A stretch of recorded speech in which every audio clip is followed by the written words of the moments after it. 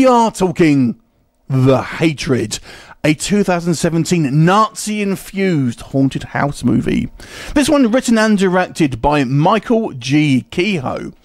Now the setup here stars Andrew Divoff, and I say this setup because it has an extremely long prologue. It's set in the 60s, and we have Andrew Divoff's character, of course, from the Wishmaster fame, among others. He plays a ex-Nazi officer who, after the war, has relocated to rural America to start a new life, and he's got a wife now. He's got a teenage daughter, and he lives on this kind of like remote farmhouse in the middle of the country somewhere. But he's this overbearing character who really rules his family with an iron fist, and he is sent Hitler's Iron Cross, this kind of artifact imbued with occult magical powers that actually emanates hatred to anyone around it, basically. And this, of course, causes tragedy among this kind of small family, and basically sets the scene for present day, where we have this kind of group of 4 college girls who are going to this same house, now obviously in present day, that is owned by some guy. I believe it's the college professor, though it's not made abundantly clear. We'll come on to that. And they basically are looking after this young kind of 10-year-old girl for the weekend, essentially. And of course, when they're there, supernatural stuff starts to happen, malevolent spirits show their faces, and all hell breaks loose. And it's all because this Iron Cross is somewhere on the property, emanating this hatred, causing supernatural stuff to happen and people to freak out in fear. So let's talk about The Hatred. So let's talk off with the positives first of all here. For me, I think the lead actress here who plays Reagan, I wonder if that's a Exorcist influence there, but anyway, I thought she was very good. A very strong kind of leading lady. In fact, her performance was very, very confident, and I thought she actually did quite a good job of making someone seem confident, but a very likeable character at the same time. So I thought she did a good job of kind of leading the rest of the cast here to make likeable characters, even though some of them are a little undeveloped, which we'll come on to. And I thought her relationship with the young girl was kind of quite good. Some of the effects here, I would say, are of a mixed quality, but I actually kind of quite like the design here. They're very much on the kind of the grave encounters, kind of distorted face type look of the ghosts, and they're a mix between CGI and practical effects. I thought they did a fairly decent job, at least in some of the shots, to me, to make some quite freakish imagery here. That's actually quite chilling to look at in certain scenes. And there are a kind of like a kind of ramping up of the tension as the film goes along. Really, the actual start of the proper film is when these 4 girls, and throughout the movie it's kind of a constant kind of build up through kind of various kind of horror tropes that will come in, and obviously leading to the violent finale. I've got to say, I really liked Andrew Divoff in the kind of the prologue. Prologue's about 20 minutes, actually, like I mentioned, so it's a very long prologue, but he does a great job of this very kind of stern and quite scary kind of former Nazi officer.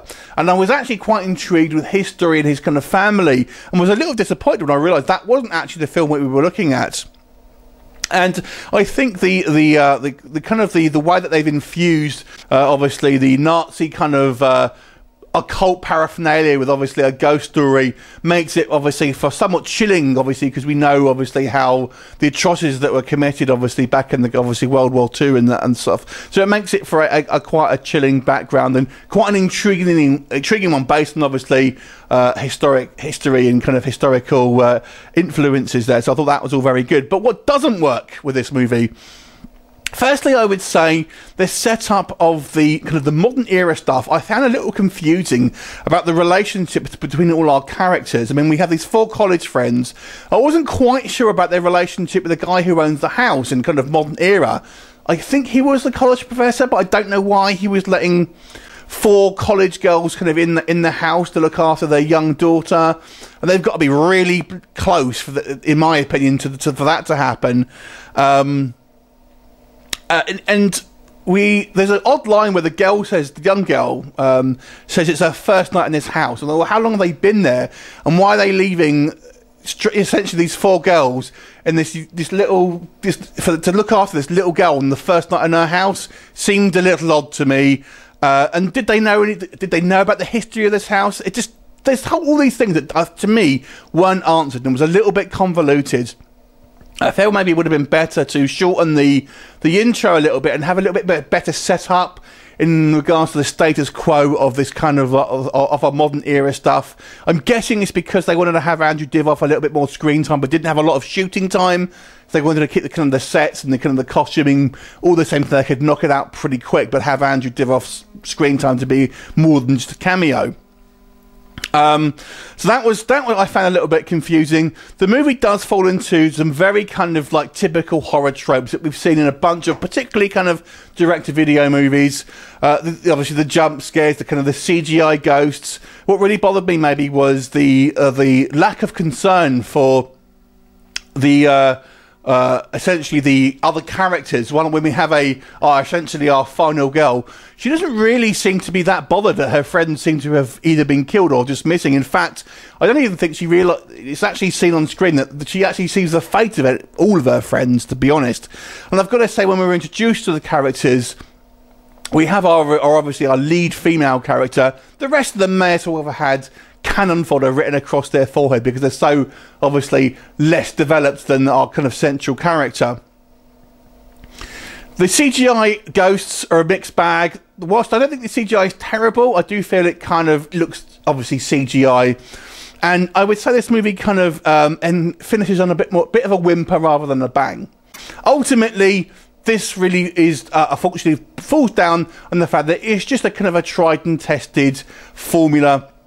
Despite the fact I really did like the way they've kind of wrapped it in with kind of some historical significance in regards to kind of Nazi Germany and the kind of the obviously the apparent obsession that the Third Reich had with the occult, and kind of wrap that into the kind of this film makes it for a slightly more chilling film than maybe the kind of a standard goes through, because obviously we know some bad shit happened in World War II.